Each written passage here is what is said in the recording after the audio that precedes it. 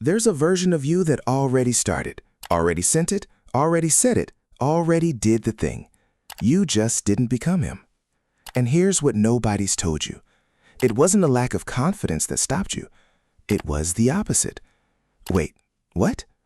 You've spent years thinking confidence comes first. Feel ready, then act. But confidence was never coming. At all. Because your brain doesn't generate confidence before action. It generates safety. And those two things only look the same from the outside. Think about something you've almost done. For months, maybe years. That's not caution. That's a system making decisions without asking you. There's one moment near the end of this video where this entire idea flips, where you'll understand exactly when confidence shows up and why it's never where you've been looking. If you miss that part, you'll miss the only thing that matters here. Chapter 1. The trap you call preparation. You tell yourself you're preparing. One more course, one more month of getting things in order. But prepared for what exactly? Because there's no checklist here, no finish line, just a feeling, a vague sense that one day it'll click. And that feeling keeps moving. Every time you get close, it shifts further away. That's the design. As long as ready is a feeling and not a fact, it can never be reached, only chased. And chasing feels like progress. That's what makes this trap so effective. Perfectionism doesn't show up looking like fear.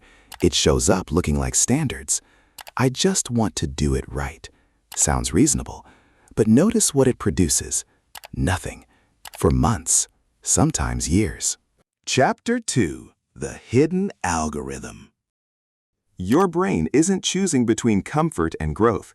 It's choosing between known and unknown, and it picks known every time, even if known is painful. This is why people stay in jobs they hate, routines that bore them to death. Their brain has already mapped every inch of that misery. It knows exactly what tomorrow looks like. Predictable pain registers as safer than unpredictable change, even if that change is something good. Wait, even good?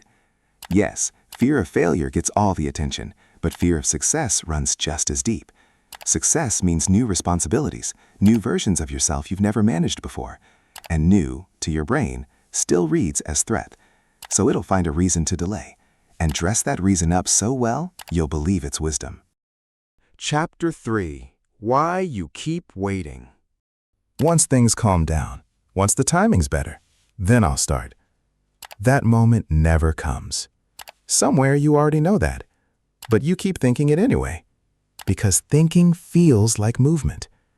Replaying the decision, running scenarios, it feels productive. It's not progress. It's a loop. One your brain prefers, because thinking about the unknown feels safer than stepping into it. And here's the part that stings. The perfect moment isn't being delayed by circumstances. It's being delayed by the waiting itself. There was no perfect moment for anyone who ever did anything that mattered.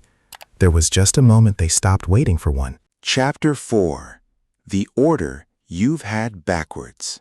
You've believed your whole life that confidence comes first. Feel ready, then act. That order never existed. Your brain doesn't build confidence from thinking about something. It builds confidence from evidence. And evidence only comes one way, after you've already done it. So the order has always been backwards. Action first, confidence after. This is why thinking your way into readiness never works. You're trying to generate evidence without creating any. It's like trying to remember something that hasn't happened yet. The moment you act, even slightly, something changes immediately. Not because the situation got easier, because your brain just received its first piece of real data. Okay, we survived that. That's the entire mechanism. And it's the only thing that has ever built confidence for anyone, ever. Chapter 5. What readiness actually is. Readiness isn't something that arrives. It's something you assign. A decision made before any evidence exists, before any guarantee. Every person you've admired for having it figured out didn't. They started before they felt capable, before the fear went away.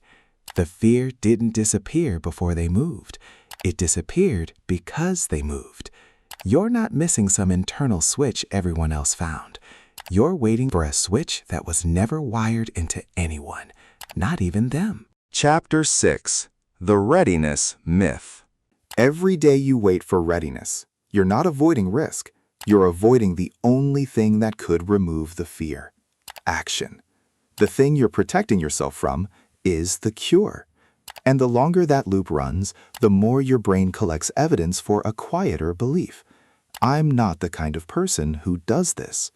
That belief wasn't true on day one, but every day you wait, it gets a little more true.